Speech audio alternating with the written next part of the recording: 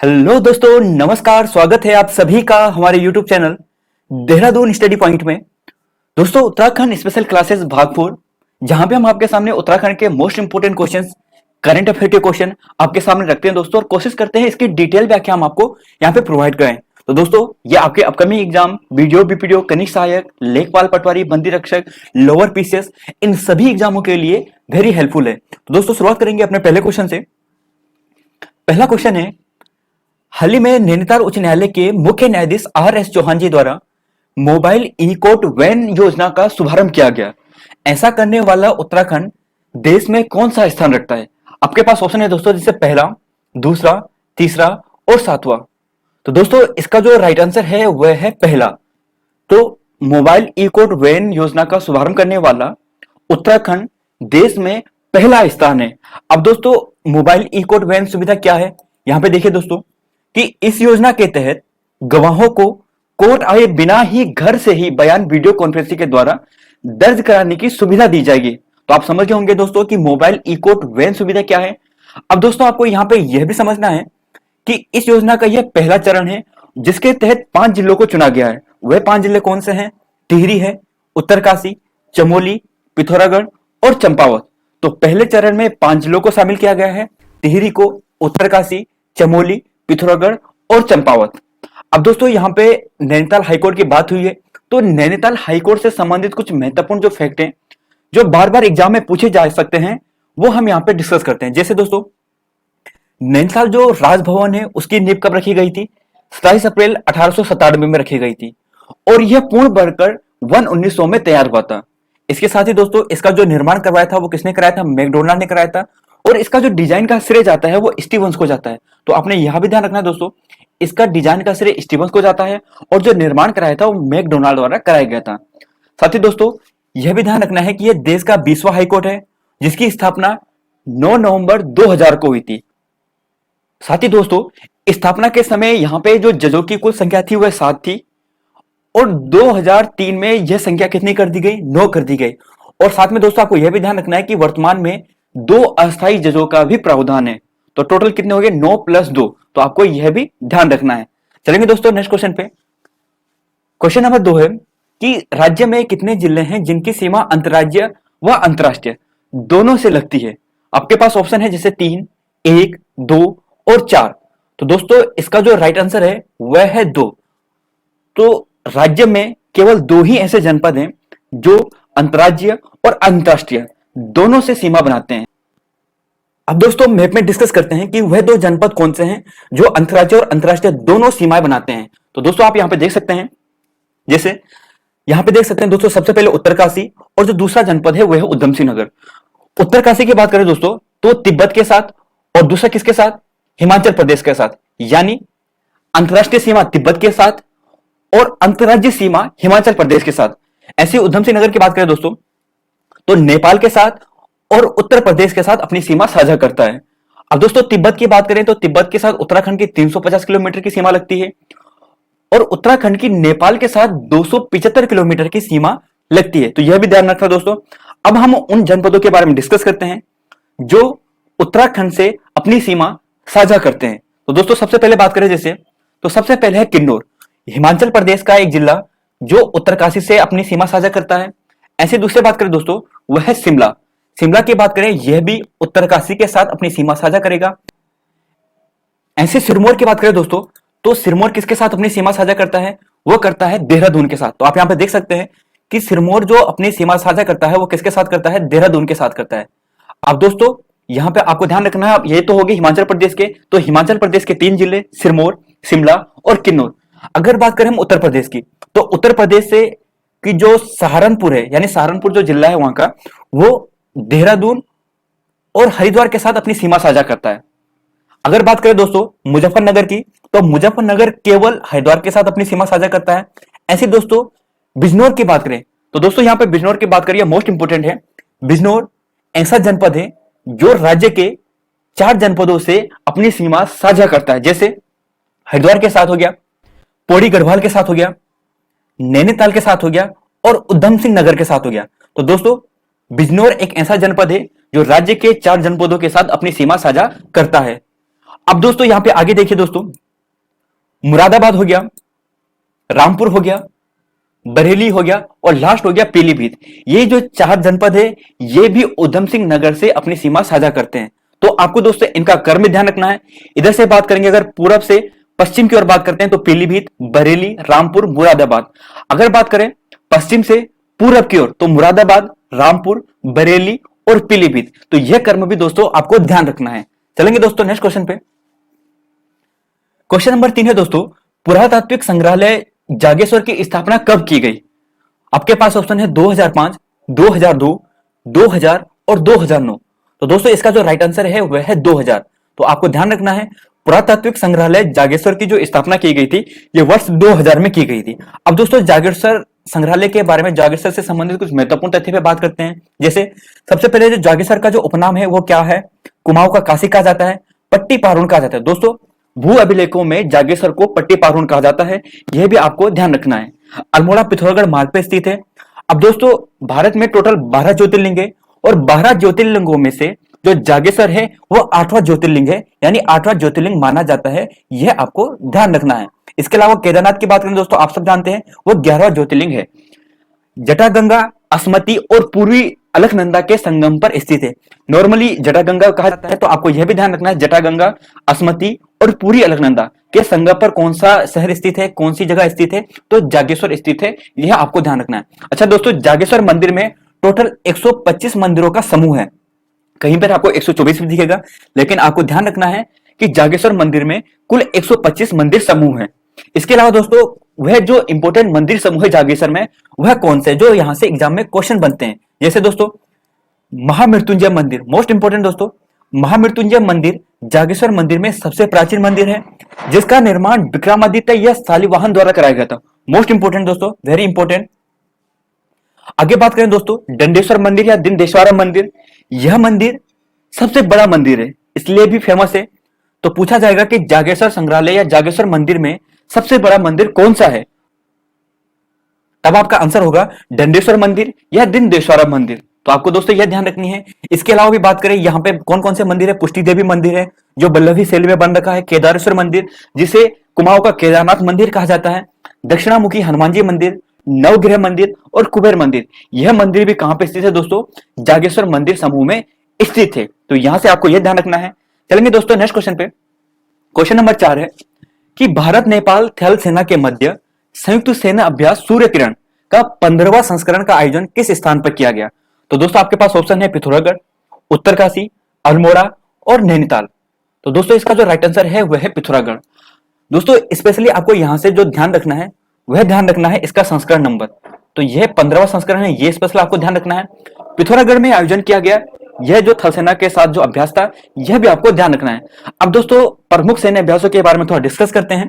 जैसे सबसे पहले बात करेंगे दोस्तों हम यूएसए और भारत के बीच में होने वाले कुछ युद्ध अभ्यास। जैसे सबसे पहले टाइगर ट्रम्प हो गया, ब्रज प्रहार हो गया और युद्ध अभ्यास हो गया।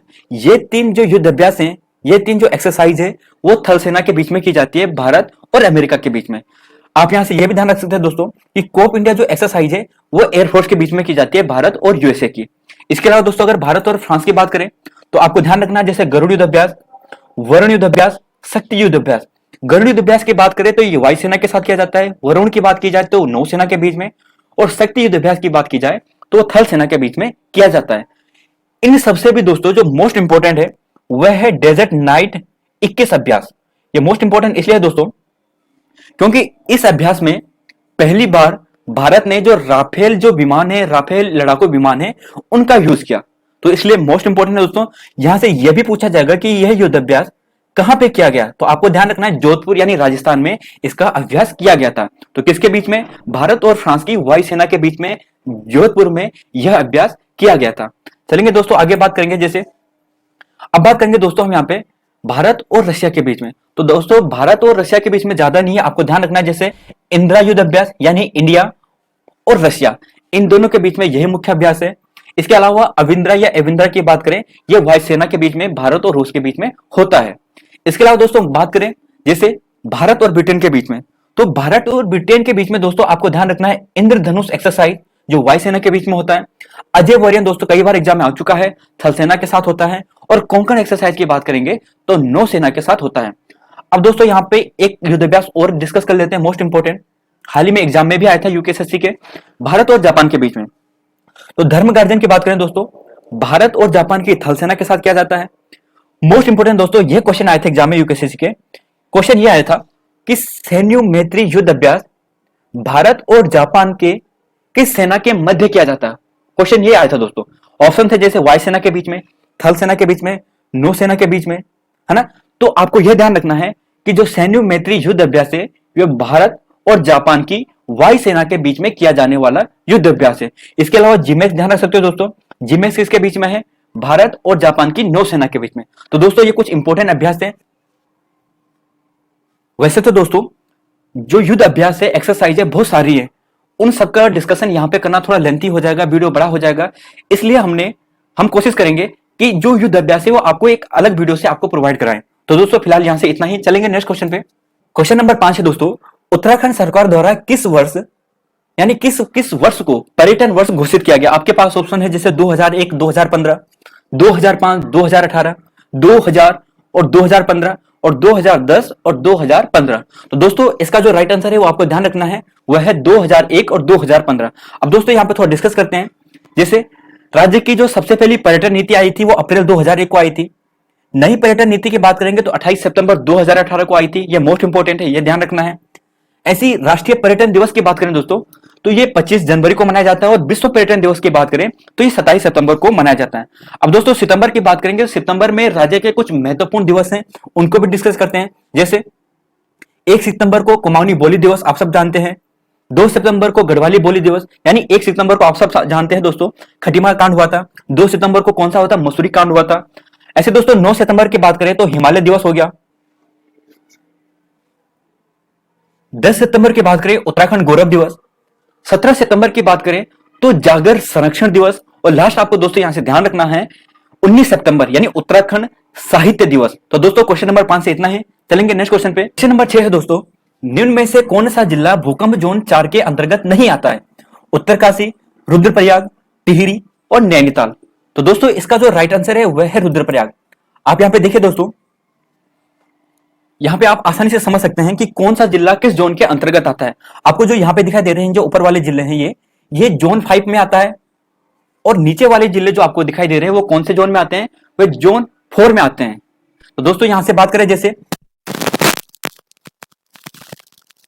पिथौरागढ़, ये 4 जनपद ऐसे हैं जो कंप्लीटली जोन 5 में अंतर्गत आते हैं, यानी राज्य के सबसे संवेदनशील, यानी भूकंप के प्रति राज्य के सबसे संवेदनशील जो जनपद है वही 4 जनपद है, रुद्रप्रयाग, चमोली, बागेश्वर और पिथौरागढ़। इसके अलावा दोस्तों आप यहां पर देख सकते हैं उत्तरकाशी थोड़ा आंशिक रूप से जोन 4 में भी आता है, जोन 5 में भी आता है। अल्मोड़ा की बात करेंगे जोन 4 में, जोन 5 में। तो आप यहां पे दोस्तों मैप के माध्यम से आसानी से समझ सकते हैं। मोस्ट इंपोर्टेंट है दोस्तों। अब चलेंगे दोस्तों नेक्स्ट क्वेश्चन, 7वां क्वेश्चन है कि जून 2021 में किसने राज्य के किस व्यक्ति ने एवरेस्ट फतेह किया। सुमन कुटियाल, लवराज सिंह धर्मसक्तू, हरीश चंद्र रावत और मनीष कश्यप। दोस्तों मोस्ट इंपोर्टेंट क्वेश्चन है और आप सब इसका आंसर जानते भी होंगे। इसका जो राइट आंसर है वह कौन सा है, वह है मनीष कश्यप। तो दोस्तों आपको ध्यान रखना है जून 2021 में मनीष कश्यप यानी पिथौरागढ़ के व्यक्ति उन्होंने एवरेस्ट फतेह किया। अब दोस्तों यहाँ पे जो अन्य ऑप्शन है जैसे सुमन कुटियाल जी, हरीश चंद्र सिंह रावत जी, धर्म सिंह यानी लवराज सिंह धर्मसक्तू जी, ये सारे व्यक्ति पिथौरागढ़ जनपद से ही संबंधित थे। अब दोस्तों सुमन नौटियाल जी की बात करें तो 1993 में इन्होंने एवरेस्ट फतेह किया था। लवराज सिंह धर्मसक्तू की बात करें दोस्तों, इन्होंने राज्य के ऐसे व्यक्ति हैं जिन्होंने 7 बार एवरेस्ट को फतेह किया दोस्तों। तो ऐसे व्यक्ति जिन्होंने एवरेस्ट को 7 बार फतेह किया वे कौन है, लवराज सिंह धर्मसक्तू। और मोस्ट इंपोर्टेंट दोस्तों हरीश चंद्र सिंह रावत 1965 में राज्य के प्रथम व्यक्ति जिन्होंने एवरेस्ट को फतेह किया। तो यह भी आपको ध्यान रखना है। चलेंगे दोस्तों नेक्स्ट क्वेश्चन पे। क्वेश्चन नंबर 8 है मिस उत्तराखंड 2021 की प्रतियोगिता की विजेता कौन रही। आयुषी सहगल, शालिनी डोभाल, वैशाली वर्मा और निधि रावत। तो दोस्तों इसका जो राइट आंसर है वह कौन सा है, शालिनी डोभाल। तो मिस उत्तराखंड 2021 के जो विजेता है वह कौन है, शालिनी डोभाल। अगर उप विजेता की बात करें तो वैशाली वर्मा के इतना इंपॉर्टेंट नाम नहीं है, लेकिन शालिनी डोभाल आपको ध्यान रखना है मिस उत्तराखंड 2021। अब दोस्तों पुरुष में पूछा जाए यानी मिस्टर उत्तराखंड 2021 में पूछा जाए तो आपको ध्यान रखना है वह कौन है, वह है आयुष सहगल। आयुषी हटा देना, आयुष कर देना, और सहगल तो आयुष सहगल मिस्टर उत्तराखंड 2021 प्रतियोगिता के विजेता रहे। तो क्वेश्चन नंबर 8 से इतना ही। अब दोस्तों क्वेश्चन नंबर 9 है कि उत्तराखंड के पूर्व मुख्यमंत्री तीरथ सिंह रावत जी ने 2 जुलाई 2021 को मुख्यमंत्री पद से इस्तीफा दिया। तो आपने यह बताना है कि उनका कार्यकाल कितना है, 110 दिन का, 115 दिन का, 120 दिन का और 88 दिन का। तो दोस्तों इसका जो राइट आंसर है वह कौन सा है, वह है 115 दिन का। दोस्तों आप यहां पे देख सकते हैं, अगर हम तीरथ सिंह रावत जी की बात करें तो 10 मार्च 2021 को उन्होंने शपथ लिया था, यानी पद ग्रहण किया था, और 2 जुलाई 2021 को उन्होंने त्यागपत्र दिया था। वर्तमान में बात करें दोस्तों पुष्कर सिंह धामी जी की, तो पुष्कर सिंह धामी जी ने 4 जुलाई 2021 को मुख्यमंत्री पद की शपथ ली थी। अब दोस्तों हम यहां पे एग्जाम पॉइंट ऑफ व्यू से समझने की कोशिश करते हैं कि तीरथ सिंह रावत जी द्वारा मुख्यमंत्री पद से इस्तीफा देने का क्या कारण था। जैसे बात करें दोस्तों, सबसे पहले अनुच्छेद 164 की बात करेंगे, यानी आर्टिकल 164 का जो सब कॉलम 4 है, कोई मंत्री अगर लगातार 6 महीने की अवधि तक राज्य के विधानमंडल का सदस्य नहीं बन पाता है तो उस अवधि की समाप्ति पर मंत्री का कार्यकाल भी समाप्त हो जाएगा। यानी अगर कोई मंत्री या मुख्यमंत्री बनने पर 6 महीने के भीतर विधानसभा या विधान परिषद का सदस्य नहीं बनता तो उसे त्यागपत्र देना पड़ेगा। दोस्तों आप सब जानते हैं तीरथ सिंह रावत जी की बात करें तो लोकसभा सांसद है, ना कि विधानसभा के सदस्य। विधानसभा के सदस्य होने के लिए उन्हें क्या करना पड़ता कि 6 महीने के भीतर भीतर चुनाव लड़ना पड़ता और चुनाव जीतना पड़ता। अब दोस्तों चुनाव तो हुए नहीं। अब चुनाव क्यों नहीं हुए दोस्तों, हमें यहां पर यह भी समझना है। जैसे बात करें दोस्तों, यहां पे आपको जनप्रतिनिधित्व जो कानून है 1951, उसकी जो धारा है 151A, यह समझना है। जनप्रतिनिधित्व कानून की धारा 151A के अनुसार खाली विधानसभा के सीट पर उपचुनाव तभी हो सकता है जब बाकी कार्यकाल 1 साल या उससे ज्यादा का हो। अब दोस्तों आप सब जानते हैं कि 2022 में यानी फरवरी मार्च के महीने में चुनाव हो जाएंगे। जब अगले विधानसभा का चुनाव हो जाएंगे तो इस हिसाब से अब कितना समय बचा है, 1 साल से भी कम समय बचा है। तो जनप्रतिनिधित्व कानून यानी 1951 की धारा 151 के अनुसार अब चुनाव नहीं हो सकता, तो इस हिसाब से भी उन्हें अपना त्यागपत्र देना ही पड़ता। अब दोस्तों हम यहाँ पे अनुच्छेद 164 को डिटेल डिस्कस करते हैं। जैसे सबसे पहले अनुच्छेद 164 की बात करें दोस्तों, अनुच्छेद 164A की बात करें दोस्तों, मुख्यमंत्री की नियुक्ति राज्यपाल करेगा और अन्य मंत्रियों की नियुक्ति राज्यपाल मुख्यमंत्री की सलाह पर करेगा। तो यह आपको ध्यान रखना है, पूछा जाएगा कि मुख्यमंत्री की नियुक्ति किस अनुच्छेद के तहत की जाती है राज्यपाल द्वारा, तो वह है अनुच्छेद 164 का 1। अब दोस्तों यहाँ पे एक संशोधन हुआ था, अनुच्छेद 164 का 1 का यानी 1A, तो वहां पे क्या बताया गया, यह था 91वां संविधान संशोधन 91, 91वां संविधान संशोधन हुआ था। वहां पे बताया गया कि किसी राज्य में मंत्री परिषद में मुख्यमंत्री सहित मंत्रियों की जो कुल संख्या होगी वह राज्य विधानसभा सदस्यों की कुल संख्या का 15% से अधिक नहीं होनी चाहिए, और साथ ही दोस्तों 12 से कम भी नहीं होनी चाहिए। तो यहाँ पे यह बताया गया था। आप सब जानते हैं राज्य में जो मंत्री परिषद की जो अधिकतम संख्या है यानी मंत्रियों की जो अधिकतम संख्या है वह कितनी है, 12 है। और दोस्तों एक अपवाद है दिल्ली की, वहां पे कितनी है, 7 है, यह भी आपको ध्यान रखना है। आगे बात करेंगे दोस्तों अनुच्छेद 164 का 2, वहां पे क्या बताया गया है कि मंत्री परिषद राज्य के विधानसभा के प्रति सामूहिक रूप से उत्तरदायी होगा।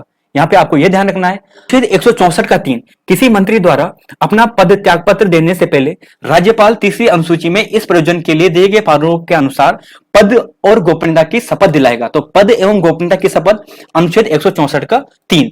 आगे बात करेंगे दोस्तों, आपको यहां पे ध्यान रखना है। जैसे बात करें हम यहां पे अनुच्छेद 164 का 4, यहां पे दोस्तों अभी हमने डिस्कस किया था, है ना। आगे बात करेंगे जैसे अनुच्छेद 164 का 5, यहां पे क्या है, जो मंत्री हैं उनके वेतन भत्ते से संबंधित है। तो यहां पे दोस्तों अनुच्छेद 164 मोस्ट इंपोर्टेंट आर्टिकल है, यह आपको ध्यान रखना है। चलेंगे नेक्स्ट क्वेश्चन पे दोस्तों। लास्ट क्वेश्चन है दोस्तों आज का कि मुख्यमंत्री महालक्ष्मी योजना की शुरुआत की गई। तो दोस्तों आपके पास ऑप्शन है जुलाई 2021, अगस्त 2021, जून 2021 और मई 2021। तो दोस्तों इसका जो राइट आंसर है वह है जुलाई 2021। तो मुख्यमंत्री महालक्ष्मी योजना की शुरुआत जुलाई 2021 में की गई, यह आपको ध्यान रखना है। आप दोस्तों यहां पे देखिए, पूछा जाएगा कि घोषणा किसने की थी, तो तीरथ सिंह रावत जी द्वारा इसकी घोषणा की गई थी। घोषणा की तिथि कब थी, 26 जून 2021 को थी, और इसकी आरंभ की तिथि कब थी, 30 जून 2021 को। तो आपको यहां पे यह ध्यान रखना दोस्तों, इसका उद्देश्य क्या है, परसों के समय महिला और शिशु यानी बालिका को महालक्ष्मी किट प्रदान करना। तो दोस्तों क्वेश्चन नंबर 10 है इतना ही। आई होप दोस्तों आपको पसंद आया होगा। अगर पसंद आए तो प्लीज लाइक, शेयर और कमेंट तो दोस्तों जरूर करें। धन्यवाद दोस्तों। जय उत्तराखंड, जय देवभूमि, जय हिंद दोस्तों।